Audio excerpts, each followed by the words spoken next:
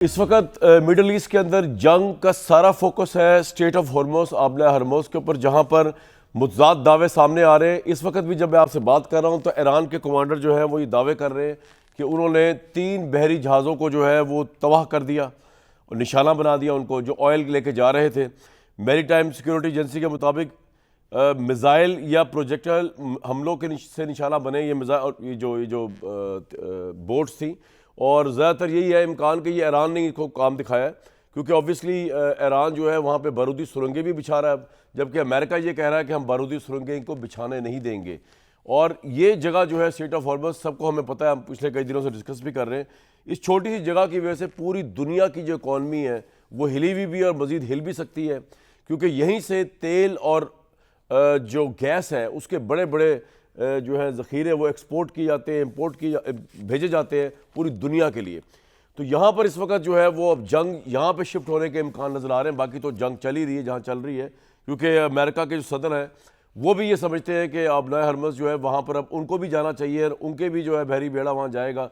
और वो जाके वो भी कह रहे हैं कि जी हम एक तो ईरान को, जो ईरान माइंस वहाँ पर बिछा रहा है बहर हरमस पे, कि वहाँ से जहाज़ ना गुजरें, बहरी जहाज़ जो है वो रोकेगा, और वो कह रहा है कि हम उसका कंट्रोल संभालें। किस हद तक ये मुमकिन है ये समझ नहीं आ रहा। कल मैंने आपको बताया था कि असल जंग जो अमेरिका ने शुरू की है, वो सबसे बड़ा ख़तरा जो इजराइल की एग्जिस्टेंस को है वो ये कि अभी भी ईरान के पास कोई 978 पाउंड 400 कुछ केजी बनता है यूरेनियम मौजूद है, जो पहाड़ों में खुफिया जगहों पर छुपाया हुआ है।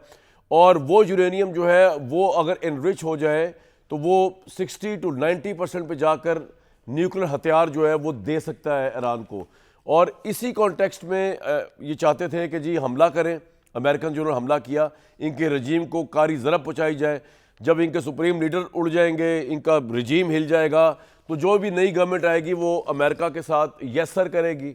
और जब यस सर करेगी तो वो इन रिटर्न सरेंडर में अमेरिका इनसे वो न्यूक्लियर यूरेनियम का जो जितना भी मटीरियल छुपाया हुआ है ईरान ने वो मांगेगा, ताकि इसराइल के ऊपर से मुस्तकिल ये ख़तरा टल जाए कि कभी भी ईरान जो है वो इसराइल को काउंटर कर सकता है या उसके लिए ख़तरात पैदा कर सकता है। आज ये जो हमने कल आपसे बात कही थी, ये अमेरिका की इंटेलिजेंस इसको कैटर कर रही है कि ये जंग इस न्यूक्लियर यूरेनियम के हसूल के लिए हुई। इसको अमेरिका के अखबारात जैसे न्यूयॉर्क टाइम्स इस पर रिपोर्ट्स लिख रहा है, मुतवातिरा तीसरा दिन है कि अंडरग्राउंड यूरेनियम के ऊपर ईरान की खबर आ रही है, आर्टिकल्स लिखे जा रहे हैं। लेकिन अमेरिका के सेनेटर जिनको आज इन कैमरा ब्रीफिंग दी, उन्होंने भी यही बात की है, और उन्होंने भी यही बताया, जैसे कि हमने कल आपको बताया था, कि इसका हसूल बड़ा नामुमकिन है अनलेस के ईरान का जो नया रजीम है, जो नए लीडर थे मुश्तबा खामनाई, वो अमेरिका के साथ कॉम्प्रोमाइज़ हो जाते तो वो तो उनको दे सकते थे कि जनाब हमले हम पे ना करें, यूरेनियम ले जाएं और हमारी जान छोड़ें। वो उनके बेटे हैं आयतुल्लाह खामनाई के, वो तो कॉम्प्रोमाइज़ होने वाले नहीं। दूसरा तरीका ये हो सकता था कि अमेरिका बूट ऑन ग्राउंड डाले, वो डिज़ास्टर होगा अमेरिका के लिए। तो अमेरिका के सेनेटर ने भी इस न्यूक्लियर यूरेनियम के मुतल्लिक जो बात बताई है, जो उसको इन हाउस कैमरा ब्रीफिंग कल मिली, उस पर वो ज़रा सुन लें आप। ये भी अमेरिकन सेनेटर बता रहे थे कि असल जो मकसद है ईरान का यूरेनियम पे काबू करने का हसूल, अगर जंग का मकसद है, और तो कोई मकसद समझ नहीं आ रहा, तो वो इम्पॉसिबल नज़र आ रहा है, क्योंकि वो ज़ेर ज़मीन है यूरेनियम। और वो गैस की सूरत में, हमने कल आपको बताया था कि जिस तरह गैस के सिलेंडर्स होते हैं उस तरह का ये यूरेनियम का मवाद है। इसको कहते हैं स्कूबा टैंक्स, और ये है कैनिस्टर्स के अंदर ये इसको रखा गया है, गैस की सूरत में है ये, और गैस कभी भी कन्वर्ट की जा सकती है। और इसके एक 18 से 20 ये जो स्कूबा टैंक्स है, एक में 55 पाउंड के करीब है, जो कि टोटल बनती है 970 कुछ पाउंड्स की यूरेनियम। और boots on ground is the only way, वो भी आपको सेंटर बता रहा था। और ये भी एक इम्पॉसिबल सिचुएशन है। मेरे साथ मजहर अब्बास साहब, जावेद चौधरी साहब, डॉक्टर कमर चीमा साहब है, मुझे बताया गया कि जुबैर साहब भी हमें ज्वाइन करेंगे। सबसे पहले जावेद चौधरी साहब, इस वक्त 2 जगहों पर फोकस चल रहा है कि एक तो कि अमेरिका के इस वॉर का मकसद ये था कि ईरान से वो यूरेनियम ले लिया जाए जो ज़ेर ज़मीन कहीं पर दफन है, और वो इनको पता नहीं चल रहा कहाँ पर। और दूसरा जो है इस वक्त जंग चल रही है स्टेट ऑफ हॉर्मस के अंदर, जहाँ पर लेटेस्ट आपको मैं बताया था कि ईरान के फौजी कमांडर कह रहे हैं कि अमेरिकी बहरिया ने खलीज से पीछे हटना शुरू कर दिया है। 700 किलोमीटर तक कोई अमेरिकी जहाज़ मौजूद नहीं। अभी की जो खबर आई आपसे शेयर कर रहा हूँ मैं, और हमारे पास अमेरिकी जहाज़ बरादर बेड़े को डुबोने का खास मंसूबा है, दिस एंड दैट, और हम 1 लीटर तेल भी यहाँ से गुजरने नहीं देंगे, ये उन्होंने कहा है।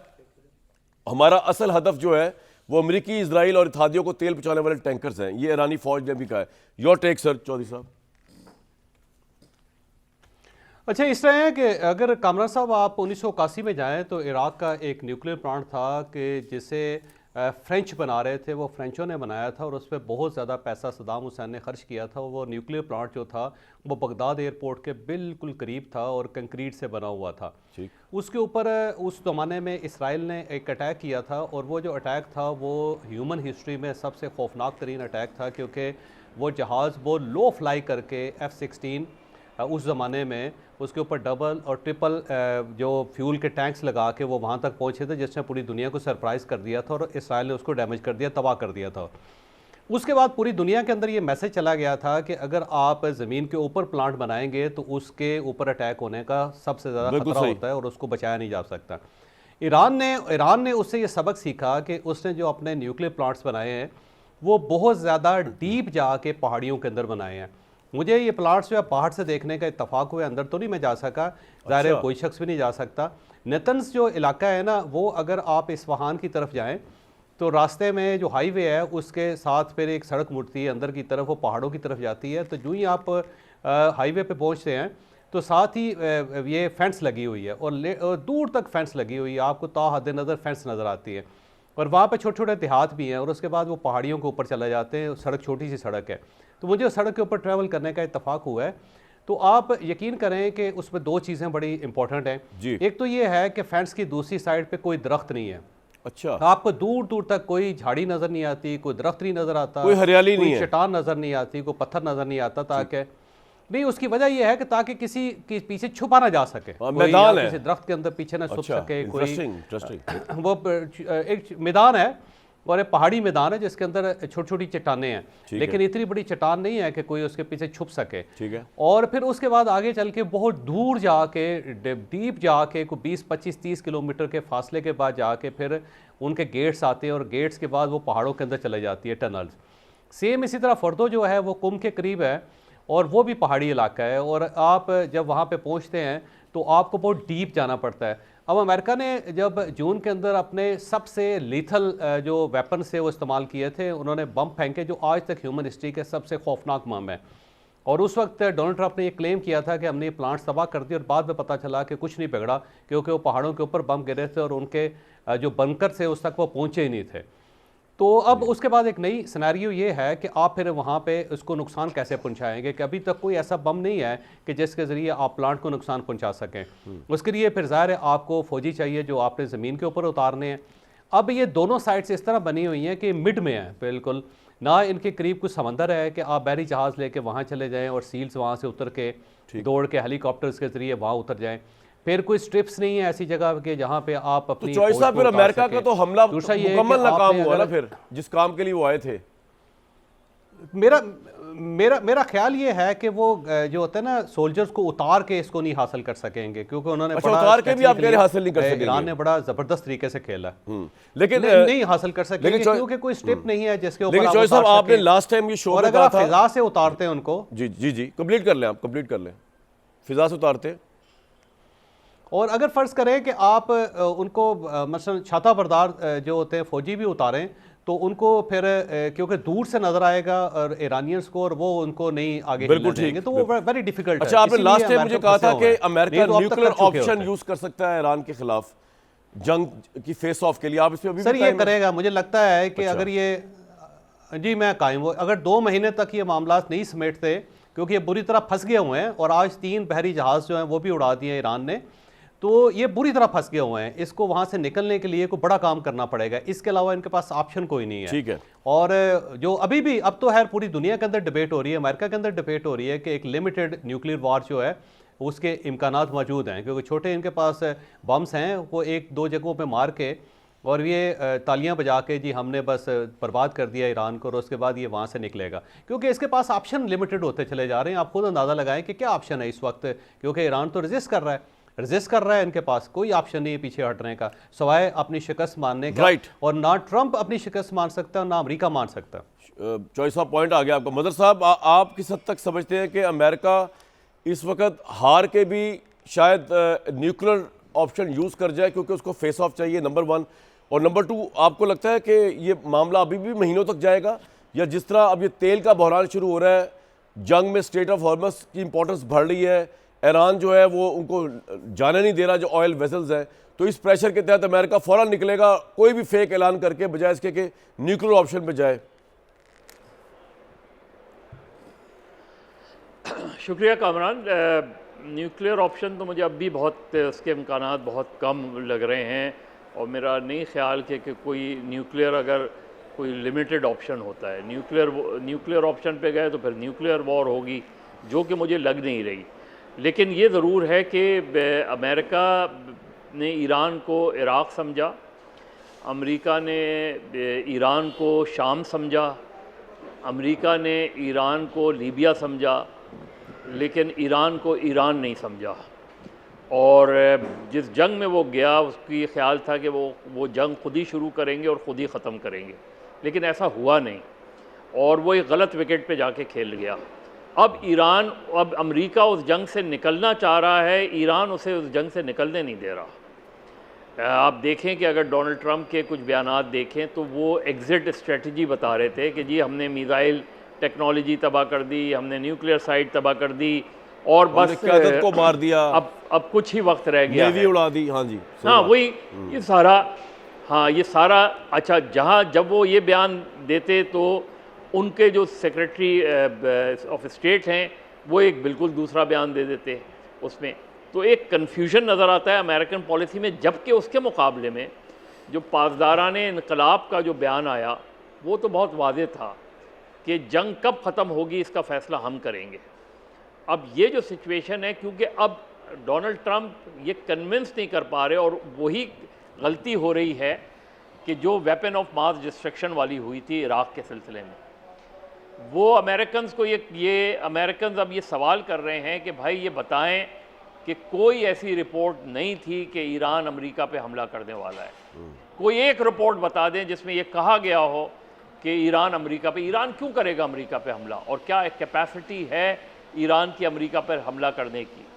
तो उसको बेस बना के जो अटैक किया गया एक ऐसे मौके पे जबकि मुज़ाकरात आगे बढ़ रहे थे, कामयाबी की तरफ इम्कानात बढ़ रहे थे, अमेरिका और इज़राइल ने जो खेल खेला है, अब ये खेल उनकी विकेट पर चला गया है, और इनके पास ऑप्शंस नहीं रहे। उसको किस तरीके से एक एग्ज़िट स्ट्रेटजी निकालते हैं, फिर उसको रिव्यू करते हैं। तो मेरा ख्याल है ये जंग एटलीस्ट 2 हफ्ते तो मुझे अभी चलती लग रही है। आपको लग रही चलती? एटलीस्ट 2 हफ्ते तो चलती नज़र आ रही है, क्योंकि वो निकलना चाह रहे हैं, निकलने दिया नहीं जा रहा उनको, और वो अपने टारगेट वो मैक्सिमम अब उनके जहन में ये है कि ईरान को सीरिया बना दिया जाए, इतना तबाह कर दिया जाए कि ईरान जो है वो अपने पैरों पे खड़ा नहीं हो सके। लेकिन जो डिफ़िकल्टी है इराक़, सीरिया, लीबिया और ईरान में, कि बाकी मुल्कों में उनकी रिजीम के साथ कौम नहीं खड़ी थी, यहाँ उनकी रिजीम के साथ उनकी कौम खड़ी हुई है। ये मुश्किल है, इसीलिए मेरा ख्याल है ज़मीनी जंग का ऑप्शन अभी अडॉप्ट नहीं किया जा रहा। राइट। चीमा साहब, अगर अमेरिका को शिकस्त हो गई है, जैसे कि जॉय साहब भी फरमा रहे, मदर साहब भी फरमा रहे, लेकिन वो फेस ऑफ चाह रहा है, और वो उसके लिए तो बिलियंस ऑफ डॉलर उनका खर्चा रोज़ का हो रहा है, बिलियंस ऑफ डॉलर्स की इकॉनमी हिल रही है स्ट्रेट ऑफ हॉर्मुज़ की वजह से। तो ये क्या अमेरिका के पास कोई एग्जिट स्ट्रेटजी नहीं है? क्योंकि वो तो प्रोलॉन्ग होकर तो उसकी मजीद डिफीट मजीद बढ़ रही है, मजीद जख्म उसको लग रहे हैं। या आप समझते हैं कि अमेरिका इतना भी डिफीटेड अभी नहीं हुआ जितना हम सोच रहे हैं? देखिए, मुझे ऐसा लगता है अमेरिका को कोई फर्क नहीं पड़ता। आप देखें ना, ट्रम्प साहब को क्या फर्क पड़ता है? वो कहेंगे कल मैं सुबह जंग बंद कर रहा हूँ, हमने अपने मकासद अचीव कर लिए हैं। अमेरिका जैसी इकोनॉमी 30-35 ट्रिलियन डॉलर की इकोनॉमी है, एक 100-200 अरब डॉलर उनके लिए कोई चीज नहीं है। और वो भी अगर आप ट्रम्प साहब का जो माइंडसेट वो ये था कि ये जितने को हम ऑयल से पैसा कमाएंगे सारे पैसे जंग से निकल आएंगे, जो जंग में हम पैसा लगाएंगे वो हम ऑयल से कमा सकते हैं। ये उन्होंने न्यूयॉर्क टाइम्स में इसके ऊपर स्टोरी की हुई है। सो पॉइंट ये है कि मुझे नहीं लगता कि ये अमेरिका को कोई इससे फर्क पड़ता है। 100-200 अरब डॉलर उनके लिए बहुत बड़ी बात नहीं है। लेकिन असल चीज ये है कि उनके जो एलाइज हैं, जो दोस्त हैं, जो अरब दुनिया के अंदर या बाकी वो उनके ऊपर बहुत प्रेशर डाल रहे हैं। जो मकासद अचीव करना चाह रहे थे वो मकासद अचीव नहीं हुए, वो पैनिक में आ गए हैं। और उनको जैसे उन्होंने कहा कि मुझे तो जैरेड कुशनर ने और स्टीव विटकॉफ ने बताया था कि आप हमला कर दो, तो मैंने कहा ठीक है, ये सारे पार्टनर दोस्त कह रहे हैं तो कर देते हैं।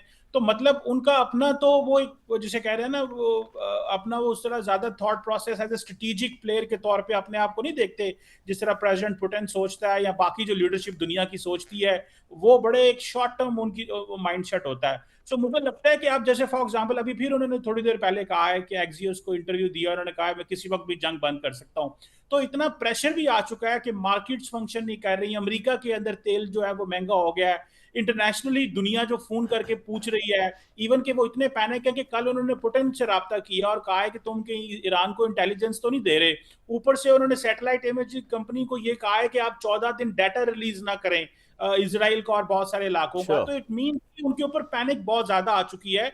और ईरान ने जो नई स्ट्रैटेजी उन्होंने अभी, उनकी जो फौज की स्टेटमेंट आई है कि अगर जो वो लोग जो मिडिल ईस्ट में डिफरेंट बैंक्स के नजदीक रहते हैं और अगर वो बड़े इंटरनेशनल बैंक्स की रेंज के 1 किलोमीटर के अंदर है, तो आप हमारे बॉम्ब की रेंज के अंदर है। तो ईरान बड़ा ऑफेंसिव प्ले कर रहा है। और उन्होंने कहा है कि अब हम सिर्फ रेसिप्रोकल जो है वो हिट नहीं करेंगे, अब हमारी फाइट जो है वो कंटिन्यूस रहेगी। तो मुझे लग रहा है कि ईरान को काफी ज्यादा एक तो अचीवमेंट्स मिली है, प्लस अगर ट्रम्प के माइंडसेट से देखा जाए तो उनको कोई परवाह नहीं है कि कब जंग बंद करनी है। वो ना तो आपको पता ज्यादा।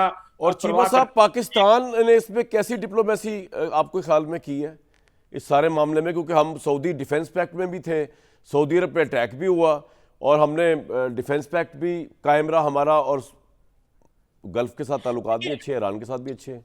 ये देखें, इसमें एक बड़ी चीज क्लियर है। पूरे जीसीसी ने एक चीज को ये सोचा कि हमने ईरान को रिस्पॉन्ड नहीं करना, सिर्फ डिफेंड करना है, क्योंकि ये उनकी जंग नहीं है। तो जब जंग नहीं है तो वो क्यों ऑफेंसिवली ईरान के ऊपर हमला करें? लेकिन जीसीसी के पास रिएक्ट करने का मवाद है इतना, मतलब जो गल्फ कंट्रीज है उनके पास मिसाइल टेक्नोलॉजी है इतनी कि वो जवाब देते हैं मिसाइल से?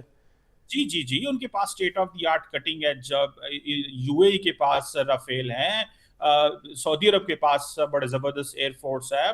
कैपेबिलिटी का मसला नहीं है, मसला ये है कि जंग उनकी नहीं है और वो समझते हैं कि ये लंबा अरसा नहीं चलने वाली। सो लिहाजा हमें अपने ताल्लुकात को भी खराब नहीं करना चाहिए। आपको पता है सऊदी अरब और ईरान का रिप्रोचमा हो चुका है जो चाइना ने करवाया था। और उसपे सऊदी अरब, और ये चीज अमेरिका के अंदर और इजराइल को बड़ी खटकती है कि जनाब क्यों सऊदी अरब और ईरान की आपस में दोस्ती हुई, जिसपे कल लिंडसे ग्राहम कह रहे थे कि सऊदी अरब क्यों नहीं कर रहा और वो हमला क्यों नहीं कर रहा, और सऊदी अरब के बारे में बातें कर रहे थे। तो मेरा ख्याल है कि अरब वर्ल्ड ने बड़े वाइजली प्ले किया है। उन्होंने सोचा नुकसान उनको जरूर हो रहा है कि उनकी इकोनॉमी है, उनकी एविएशन इंडस्ट्री बड़ी बंद पड़ी है, लेकिन वो समझते हैं कि ये जंग हमारी नहीं है, ये ईरान की जंग है। और अभी उनको बहुत ज्यादा लेसन मिले हैं और वो अपने लेसन जो मिले हैं, जिसमें जारी बात है उनको पता चला है कि जो primary security architecture middle east के अंदर है वो तो इसराइल के लिए है, वो तो अरब दुनिया के लिए है ही नहीं है। और ये बेसिस है, ये तो लायबिलिटी है, ये तो हमारे लिए एसेट ही नहीं है।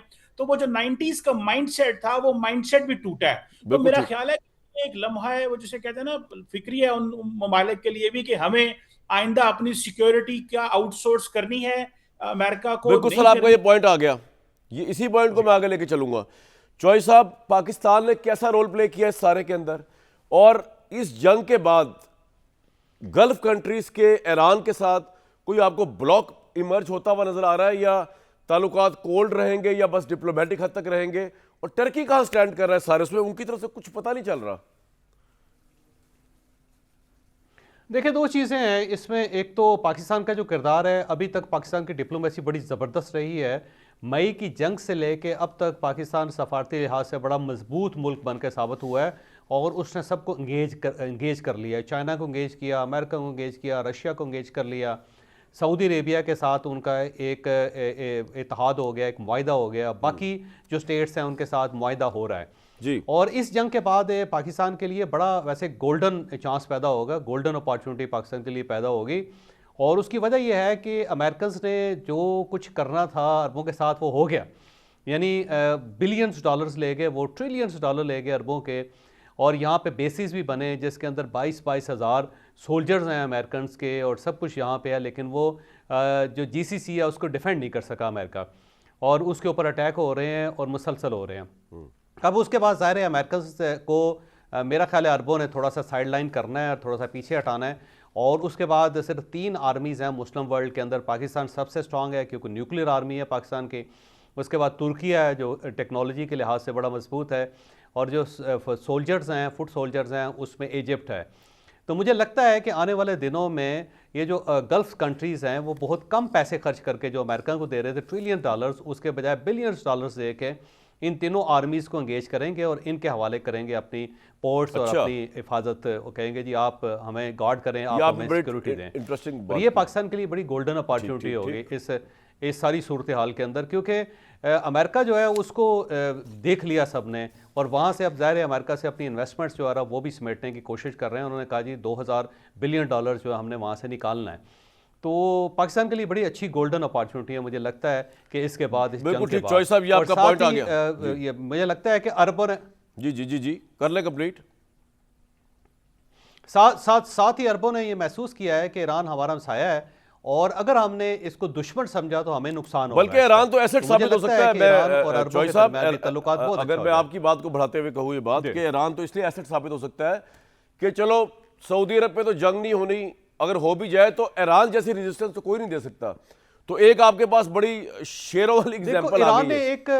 कामरान साहब, ईरान ने एक बड़ी अच्छी सफारतकारी की है इस सारी जंग के दरमियान। उसने किसी अरब मुल्क को ऊपर इल्ज़ाम नहीं लगाया, बिल्कुल ठीक, उसके खिलाफ को बयान जारी नहीं किया, बल्कि उनके साथ उसने राब्ता रखा, तुर्किया के साथ, सऊदी अरेबिया के साथ राब्ता रखा, कतर के साथ उसका राब्ता हुआ है। तो वो अपने तौर पे उसने ताल्लुकात बड़े अच्छे बनाए इनके साथ। ऐसा पॉइंट आ गया मुझे ब्रेक के लिए काफी देर से कहा जा रहा है, इख्तलाफ ही नहीं है। बिल्कुल ठीक। मैं आपसे दोबारा वापस आकर कंटिन्यू करूंगा, यहीं से ही वापस आएंगे तो जुबैर साहब साहब मौजूद होंगे, और मैं आपको बताने की कोशिश करूंगा कि ईरान में जो सिस्टम है वो आपको हैरत होगी कि ईरान की अब तक की कामयाबी, जिसमें डोनाल्ड ट्रंप भी बड़े परेशान हुए हैं, वो ज़्यादातर होता तो ये है कि कामयाबी ये होती है लोगों की, मुल्कों की, कि वहाँ सेंट्रलाइज सिस्टम होता है। जैसे कि इराक में आपने देखा सद्दाम हुसैन वो at the helm of the affairs, लेकिन ईरान की जो कामयाबी अभी तक की सामने आई है वो उसका डिसेंट्रलाइज सिस्टम है। मुख्तसरन आपको मैं थोड़ा बताया तो इसके ऊपर, जिस वक्त सद्दाम हुसैन की गवर्नमेंट टॉपल हुई इराक के अंदर, और हमने देखा कि पूरा का पूरा इतना बड़ा इराक कोई छोटी कंट्री नहीं थी, पूरे का पूरा इराक कोलैप्स कर गया क्योंकि सारा कुछ एक बंदे की मुट्ठी में था। तो ईरान ने आई थिंक वहीं से एग्जांपल ली होगी मेरे ख्याल से, उन्होंने सारा एक बंदे की मुट्ठी में नहीं रखा। अगरचे उनके सुप्रीम लीडर मौजूद हैं, अगरचे उनका प्रेसिडेंट भी है, उनका आर्मी चीफ भी है, अथॉरिटी एक बंदे के हाथ में नहीं है, डिसीजन होता है, लेकिन उन्होंने नीचे इतना डिसेंट्रलाइज काम किया हुआ है कि गांव के लेवल पे, कौंसल के लेवल पर उनके ये जो इनके ईरानियन नेशनल गार्ड्स हैं, पहले तो इनकी रिक्रूटमेंट है, ये कोई 1,25,000 से 1,80,000 के करीब इनकी तादाद है। फिर ईरान के जिस तरह के 31 सूबे हैं, 30 सूबे हैं, तेहरान समेत आई थिंक 31 है, इनके 31 कमांडर्स हैं कि अगर तेहरान से पूरी दुनिया का राब्ता मुनक़ता भी हो जाए, अगर तेहरान से बाकी 30-31 सूबों का राब्ता मुनक़ता भी हो जाए, तो ये जो नेशनल गार्ड्स हैं, रेवोल्यूशनरी गार्ड्स जो है, ये 30 के 30 कमांडर्स अपनी जगह पर एक अथॉरिटी रखते हैं। वो अपने अटैक्स भी कंटिन्यू कर सकते हैं दुश्मन के ऊपर, वो गवर्नमेंट को भी असर्ट कर सकते हैं, चाहे सारे सूबों का आपस में राब्ता मुनक़ता हो जाए। हर सूबे की डिसेंट्रलाइज्ड येट असर्टिव अथॉरिटी है, जिसने पूरे के पूरे ईरान की गवर्नमेंट को इस जंग के माहौल में भी, जब उनको सुप्रीम लीडर चला गया, आर्मी चीफ चला गया, वजीर दिफा चला गया, बम बरस रहे, फिर भी काम चल रहा है क्योंकि ये अपनी अपनी जगहों पे कमांडर्स अपने अपने सूबों को निचले सतह तक जो है वो ऑर्डर्स करके मुकाबला कर रहे हैं, अटैक्स कर रहे हैं। उनको ज़रूरत नहीं है सुप्रीम लीडर की तरफ से जांचने की या सुनने की वो क्या कह रहे हैं इस वक्त, उनको ज़रूरत नहीं है कम्युनिकेशन रखने की आर्मी चीफ के साथ, क्योंकि उनको ऑर्डर्स मिले हुए हैं, उनको पता है उन्होंने क्या करना है। एक ब्रेक के बाद मजीद में बात करेंगे। जंग जो है बड़े इंटरेस्टिंग नताइज और बड़ी इंटरेस्टिंग चीज़ें हमारे सामने लेके आ रही। ब्रेक लेंगे। मोहम्मद ज़ुबैर साहब ने हमें ज्वाइन किया है। ज़ुबैर साहब, पाकिस्तान की डिप्लोमेसी भी बड़ी गज़ब की जा रही है। उसने सऊदी अरब को रोके रखा कि वो ईरान से झगड़ा ना करे, ईरान को समझाए रखा कि सऊदी अरब के ऊपर मजीद अटैक ना करो। तो उस पर आपको मेरे ख्याल से गवर्नमेंट, शहबाज साहब की गवर्नमेंट को मुबारकबाद देनी चाहिए। दूसरी बात, ऑयल पे आप और मिफ्ता इस्माइल साहब बहुत क्रिटिसिज्म कर रहे थे पेट्रोल की कीमतों पे। वो देखें हुकूमत ने अपने पे कारी ज़रब लगा ली है। बेचारे मिनिस्टर 2-2 महीने की तनख्वाहें बलिदान दे रहे हैं। वो कह रहे हैं हम पेट्रोल नहीं लेंगे, हम भूखे प्यासे वॉक करेंगे। और आपको क्या चाहिए? अब खून तो नहीं दे सकती ना गवर्नमेंट आपको अपना। और पंजाब गवर्नमेंट कह रही है जी हमने सारे सरकारी प्रोटोकॉल फंक्शन बंद, चरागा बंद, अंधेरे हुआ करेंगे, लाइटें ख़त्म। और क्या चाहिए सर हुकूमत, और क्या करें आपको और मिफ्ता साहब खुश करने के लिए? ज़ुबैर भाई।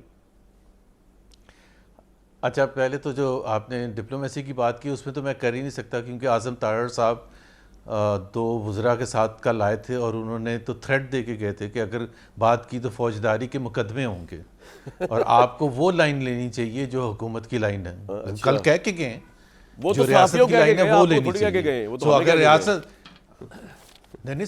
नहीं सबको कह के गए, सबको कह के गए। उन्होंने ये नहीं कहा साहब, उन्होंने सबके लिए कहा है। और उन्होंने, उनका मतलब ये है कि 2021 में जब तालिबान को हम ला के तालियां बजा रहे थे और हार पहना रहे थे वापस काबुल में बिठा के, तो हमें उस वक्त खड़े होकर तालियां बजानी चाहिए थी। और अगर आज रियासत ने कहा ये तालिबान बहुत ख़राब हैं, ये चोर हैं, डाकू हैं, बड़े ख़राब लोग हैं, तो हमें रियासत के साथ होना है। जहां मुशर्रफ ने बोल दिया था तो उस पर तो मेरे से प्लीज़ आप मुझे पहले फौजदारी मुकदमा ना बनवाए ना, पहला आप तो पेरी मैं बनता, उस पर तो कमेंट करने से आप कासिर देखें, हूं। आपका बैकग्राउंड बड़ा यूनिक है, आप पे नहीं बन सकता, आप पे कौन हाथ डालेगा यार, आप आगे चले, आपको अपने आप को easy लिया करें। मुझे थोड़ा सा टाइम है मुझे पेट्रोल के बारे में। जी, बोले, आपका बोले। वो आपने सवाल पूछा है, पहले हिस्से का तो जवाब मैंने दे दिया। जी। देखिए, पेट्रोल का तो जाहिर सी बात है, जब हुकूमत ने डाका डाला है लोगों की जेबों से, गरीब लोगों के, मतवस्त तबके, सैलरीड क्लास, जब एक वज़ीर आज़म हैं जिनको 4 साल हो चुके हैं और पता नहीं 40 साल से वो सियासत में हैं, उनके पास एक समरी आती है, उनको एक सवाल पूछना अगर था, जो कि किसी भी बाशऊर शख्स को पूछना चाहिए था कि बांग्लादेश ने क्या एक्शन किया है इस क्राइसिस पे, इंडिया ने क्या किया, श्रीलंका ने क्या किया, और उनको जवाब अगर मिलता कि उन्होंने नहीं बढ़ाई है क्योंकि उनके पास पुराने स्टॉक्स पड़े हुए हैं, उस पर वो प्रॉफिट नहीं कमाना चाहते, उनके वहाँ कोई माफिया नहीं है जैसे यहाँ माफियाज होते हैं, शुगर माफिया, वीट माफिया, अभी ऑयल मार्केटिंग कंपनीज, आपने उनको 100 बिलियन से ज़्यादा उनके जेब में डाल दिया सीधा सीधा। मतलब आप ये कह रहे हैं कि अगर हम उन प्राइस ना बढ़ाते तो ज़ख़ीरा अंदोज़ी कर लेते ऑयल मार्केटिंग कंपनीज। आपका चंद गिनती के ऑयल मार्केटिंग कंपनीज पर कंट्रोल नहीं है, तो आप 25 करोड़ अवाम पर हुकूमत करने का भी आपको हक नहीं है। और दूसरी बात, आपने कहा कि टैक्स हम इसलिए उसमें 106 या 107 रुपए 321 में इसलिए मजबूर हैं क्योंकि एफबीआर जो है उसने 600 बिलियन का शॉर्टफॉल है, उन्होंने टारगेट मिस किया है फरवरी तक। कसूर किसका, नाअहली किसकी, इनकॉम्पिटेंस किसकी, एफबीआर, इनकॉम्पिटेंस किसकी, वजीर आजम, इनकॉम्पिटेंस किसकी, काबीना, और खमियाजा कौन भुगते, पाकिस्तान के गरीब अवाम। ये कोई इंसाफ है? मतलब ये किस दुनिया में इस किस्म का होता है? दूसरी बात यह है कि मैं आपको याद दिला दूं, 2022 में एक सिचुएशन थी जब बुरे तरीके से इंटरनेशनल ऑयल प्राइसेस गिरी। शहबाज शरीफ साहब ही वजीर आजम थे, जब लोगों ने डिमांड किया कि ऑयल प्राइसेस गिरी हैं तो आपने क्यों नहीं लोगों को पास ऑन किया, तो उन्होंने कहा ये जो स्टॉक पड़ा था ये महंगो दामों लिया गया था। उस वक्त जब लोगों को फायदा पहुंचा सकते थे उस वक्त नहीं ये फैसला किया। लेकिन इस दफा जो पुराना स्टॉक है जो $60 या $65 पर खरीदा गया है, उसकी सजा जो है आपने $90 का हिसाब जुबैर लगा साहब के मुझे एक आपने बात कहा कि बताएं नहीं जी, यार, हम तो थोड़ी ऐसे ही सी करेंगे। इंसाफ करें जुबैर भाई, आप ये भी तो कहे ना कि देखें कफायत शहरी मुहिम शुरू की है हुकूमत ने, 70% सरकारी गाड़ियां वो बंद उसका कर- जवाब मैं नहीं, दे देता मेरी हूं। अर्ज तो सुन ले, 70% पहले बता दो ना गवर्नमेंट का वर्जन। इधर अब गवर्नमेंट का बंदा कोई नहीं बैठा हुआ, सारे या तो जर्नलिस्ट है या आप शुरू हो गए। तो 70% सरकारी गाड़ियां बंद रखने का फैसला किया है। अरकान कौमी असेंबली की 2 माह की तनख्वाह अलाउंसेस दे रहे हैं भाई, अपना पेट काट के दे रहे हैं MNAs MPAs, और क्या करें, चरागा नहीं करेंगे, बैरून मुल्क दौरे पर पाबंदियां, ग्रेड 20 के सिविल अफसरान जो है वो अपनी तनख्वाहें दे रहे हैं, निछावर कर रहे हैं, और क्या भाई जान लेंगे इस हुकूमत की, निकल आए बुग़्ज़ शहबाज से बाहर। जान नहीं लेंगे जी जी जान नहीं लेंगे, लेकिन जो चीज़ करने की है, हमें 2-2 महीने का रिलीफ नहीं चाहिए। हमें dismantling of the present governance and ये जो एडमिनिस्ट्रेटिव सिस्टम है ना, हमें ये जो तजाद है बिटवीन हमारे हुक्मरानों की लाइफस्टाइल स्टैंडर्ड ऑफ लिविंग और जो अवाम की लिविंग है, अवाम का जब वक्त आता है तो हम एक गरीब मुल्क हैं, हमें कंपैरिजन करने की ज़रूरत नहीं है इंडिया से भी, बांग्लादेश से, श्रीलंका से, क्योंकि उनका पर कैपिटा हमारे से ज़्यादा है। ये बताया जाता है अवाम को कि जब अवाम का वक्त आता है, और ख़ुद जो हुक्मरानी कर रहे हैं अवाम को इंडिया और बांग्लादेश से नहीं कंपैरिजन कर सकते क्योंकि वो उनकी इनकम लेवल ज़्यादा है। लेकिन हुक्मरान जो हैं, और मैं डायरेक्टली कह रहा हूँ, चाहे प्राइम मिनिस्टर की आप ले लें स्टैंडर्ड ऑफ लिविंग, चाहे आप चीफ मिनिस्टर्स का ले लें, उनका यूरोप के रिच जो कंट्रीज है ना, स्वीडन, डेनमार्क, हंगरी, जो भी आपके फ्रांस, यूके उनसे ज्यादा अच्छा है, उनसे ज्यादा अच्छे जहाज है। नवाब हमें लोग हैं सबसे ये, महंगा, आप हमें इनको सबसे फुकरा समझते हैं, महंगा। यूरोपियन और भाई फुकरा जगदीप समझते मुश्ती नवाब है, मैं तो हुकूमत के पैसों की भाई मैं हुकूमत के नून पैसों लीग की बात कर स्टील रहा हूँ। मिले थी जहाज आपकी पैदाइश भाई से, मेरी मेरी बात पैदाइश से सुनिए। पहले सर, जरदारी फैमिली जो है इतनी रिच और फैमिली, सर जी तो वो जरूर सर शाहनवाज की फैमिली, हम कोई ना- यूरोपियंस की ना तरह मैं कोई बिलावल गरीबों हाउस- वाली लीडरशिप है हमारी, हमारी नवाबों की, सर्स की, बड़े बड़े तो- स्टील मिल ओनर्स, आपने तो हमें तो गिरा अपना दिया, पैसा टक्कर खर्च टुकड़ी कर करें ना। दिया। हद हो गई यार। एक सुन तो लें मेरी जी, बात सुन लें। बताएं बताएं। भाई बात सुने, वो जो आपका बिलावल हाउस है या जाती उम्र है, मेहनत से उस पर तो बनाया मुझे है, कोई तनकीद नहीं है। पुरखों की जायदाद है, मुझे- आप क्यों चल रहे हैं? मुझे जो तनकीद जी मुझे जो तनकीद है वो ये है कि अगर आप अपने प्राइवेट लाइफ में वो गल्फ स्ट्रीम जहाज ले लें तो मैं और आप क्या कह सकते हैं, लेकिन अगर आप मुल्क की खातिर कि जहाज लिया जा रहा है। जुबैर साहब क्या हो गया आपको? सुन आपको तो ले हर पहले चीज़- यार, मेरा आर्गुमेंट सुन। हमारे पास मेरा तो कुछ आर्गुमेंट एंकर्स हैं जिनके पास वो प्राइवेट कहते हैं जहाज कि है, चौधरी साहब पंजाब नहीं उनमें वैसे अभी तक शामिल हुए, मैं भी नहीं हुआ। जी जी जल्दी हाँ, चौधरी आर्गुमेंट साहब दे नहीं है, दें। मुझे पता है। Argument वो दे कहते हैं कि हमने पंजाब के वसाइल से नहीं लिया, पाकिस्तान के अवाम के वसाइल हैं, उन्होंने टैक्स दिया। अच्छा आपका जिसको पॉइंट आ गया, लेके मुझे आपने जल्दी चीन से ना के जहाज इस पे को मैंने दिया। वो ले रहे हैं। चौधरी साहब आप चाहे या ना चाहे यार कुछ मेरी मदद करें, इनकी धज्जियां उड़ा दें जुबैर साहब की आर्गुमेंट की। क्या आप ये कर सकते हैं या मैं फिर दूसरी तरफ जाऊं? धज्जियां उड़ानी चाहिए सर आज किसी तरह, बहुत बोल रही हैं आज जुबैर साहब। चौधरी साहब एक मिनट जी, अब मुझसे बात कर रहे चौधरी साहब धज्जियां उड़ा दें मैं जुबैर माफी साहब चाहता की हूं क्योंकि आर्गुमेंट दरमियान में की। जी, आवाज मैं ब्रेक आपसे हो गई बात- थी मुझे। चौधरी साहब मैं कह रहा हूं धज्जियां उड़ा दें इनकी argument मैं बहुत एहतराम करता हूँ, कर ले मेरे तरफ। मैं बहुत ही एहतराम करता हूँ ज़ुबैर साहब का। ज़ुबैर साहब एक बड़े शानदार वकील हैं। जब ये मरियम नवाज साहबा के तर्जुमान होते थे तो इसी तरह तर्जुमानी उस वक्त भी करते थे, और मियाँ नवाज शरीफ साहब के साथ भी जब होते थे तो बड़े माहिर वकील की तरह इन्होंने मियाँ नवाज शरीफ साहब को पूरे आलम इस्लाम का सबसे बड़ा लीडर साबित किया था उस ज़माने में। और 2013 से लेकर 2018 तक जब भी पेट्रोल की कीमत नवाज शरीफ के दौर में बढ़ती थी तो ये बताते थे कि कौम को कितनी तकलीफ़ है, और कौम जो है अगर ये प्राइस ना बढ़ाई गई तो कौम तो डिफ़ॉल्ट कर जाएगी और बर्बाद हो जाएगी, और फिर कौम को थोड़ी सी तकलीफ़ बर्दाश्त करनी चाहिए क्योंकि मुल्क तरक्की कर रहा है। तो उस वक्त भी ये बड़ी ज़बरदस्त वकालत करते होते थे। तो मैं इनको एज ए वकील बड़ा शानदार आदमी समझता हूँ कि जब भी ये जिस साइड पे भी खड़े होते हैं कमाल ही कर देते हैं। आज भी इन्होंने कमाल ही किया है।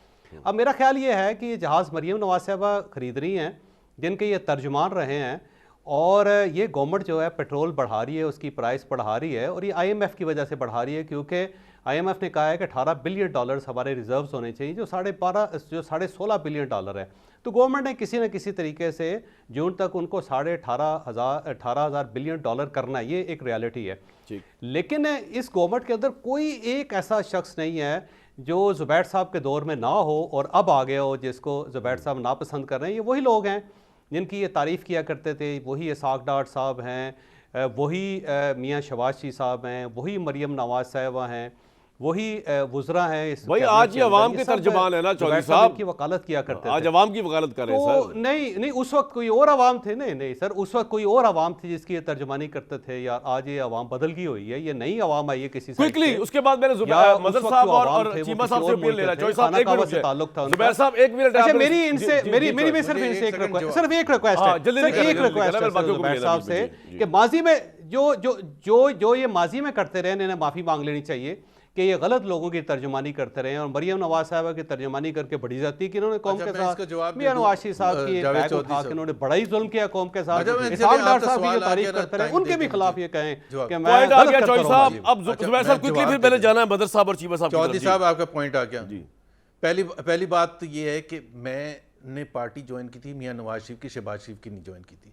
मैं हमेशा से उनका नकाद रहा था। वाह। दूसरी बात ये है कि 2013 से 2018 के जो मैक्रो इकोनॉमिक इंडिकेटर्स हैं, पहले सुन तो लेना, पहले सुन लें। मैं अभी हम जुबैर इकोनॉमी साहब की की बात सुनो, कर जुबैर रहे साहब, सुनो। थे, इंडिविजुअल्स की नहीं बात कर रहे थे, प्रिंसिपल की बात कर रहे थे। 2013 से लेके 2018 का मैं आज भी डिफेंड करने के लिए तैयार हूं। उसमें रियल इकोनॉमिक इंप्रूवमेंट हुई थी। 2 करोड़ लोग गुर्बत की लकीर से ऊपर आए थे। अभी आपने 2 करोड़ अवाम को गुर्बत की लकीर से नीचे फेंक दिया है। उस वक्त अनएम्प्लॉयमेंट लोएस्ट लेवल पर थी, इस वक्त अनएम्प्लॉयमेंट अपने हाईएस्ट लेवल पर है। तो आप मुझे क्या चाहते हैं कि मैं झूठ बोलूं बैठ के?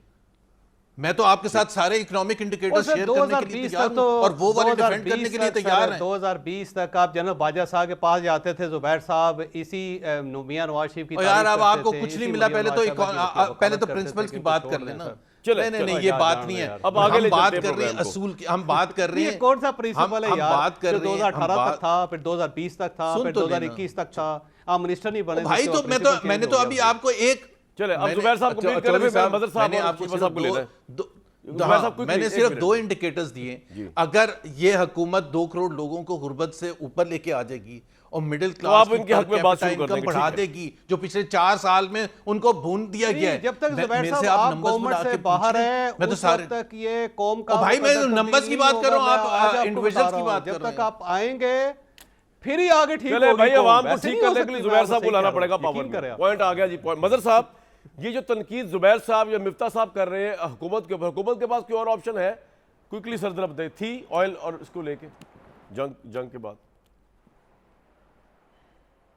मदर साहब, देखिए, पहली चीज़ ये कि किफ़ायत शारी या सादगी अहकामात से नहीं आती, ये वे ऑफ लाइफ होता है।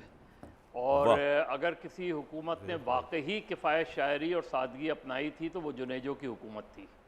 वो इसलिए जो बर्खास्त कर दी इक़दामात गई। थे कि गाड़ियाँ इतने की और ये छोटी गाड़ियाँ सारे लोग लेंगे, एक प्रिंसिपल बनाए ना, ये 2 महीने की तनख्वाह नहीं लेंगे, ये तो क्यों नहीं ले ड्रामेबाजी, तनख्वाह? लें टोपी तनख्वाह। ड्रामा, सही। चीज़ ये है कि ये अगर जो है ये कर देते कि 50% करप्शन कम लेंगे, 50% कमीशन कम लेंगे, तो बात समझ में आती। 6 दिन के बजाय 7 दिन नौकरी करें। ये तो इस मुल्क में वर्क फ्रॉम होम तो आज भी हो रहा है, वर्क फ्रॉम होम ही होता है, दफ्तरों में कहाँ बैठते हैं। ये Very जो well said, sir. सूरत हाल है, ये जो सूरत हाल है, अपना वे ऑफ लाइफ तब्दील करें। स्वीडन का प्राइम मिनिस्टर है, घर से साइकिल पर आता है, दफ्तर पहुंचता है, दफ्तर पहुंच के वो सरकारी गाड़ी यूज़ करता है, फिर जब टाइम ख़त्म हो जाता है तो वो अपनी साइकिल पे घर चला जाता है। इन सारे वजीरों के पास मुशीरों की ज़रूरत क्या है? सारे मुशीर ख़त्म कर दें, सर, आपका स्पेशल पॉइंट आ असिस्टेंट गया। ख़त्म कर दें, एबॉलिश कर दें। ये सर, सारी आपका पॉइंट आ पोजीशन- गया। पूरी ये सारी पोजीशंस एबॉलिश कर चौई दें। साहब क्यों हंस रहे हैं इतना? क्या मसला हो गया चौई साहब को? लतीफ़ा ना तो नहीं किसी मैं और आपको सुना मिनिस्टर रहा। को ये आता है, way ना of- मियां नवाज ये शरीफ way साहब को of आता है, ना life होता जरदारी साहब है। को आता है। साइकिल कौन चलाएगा भाई? ये वे हमारे मेरे भाई, ये वे ऑफ लाइफ होता है। चाहे ये सियासतदान करें, चाहे गैर सियासी लोग करें, हमारा वे ऑफ लाइफ हिपोक्रेटिक है। हम शाहाना ज़िंदगी गुजारने के आदी हैं, हम अय्याशी, माजरत के साथ हम अय्याशियों के आदी हैं।